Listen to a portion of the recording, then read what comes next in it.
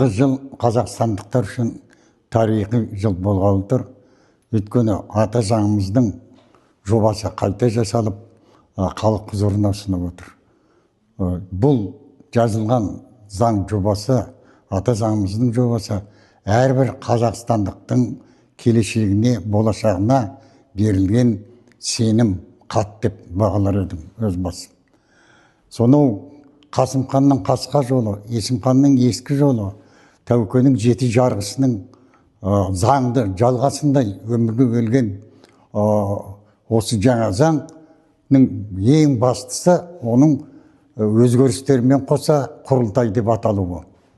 Құрылтай, бір парламенттік системаның құрылтай деп аталуы қазақтың сол ғасырлардан бұрын қазақ хандығының заманынан ел басқаруда алғашқы несі болған, басқару құжаты болған.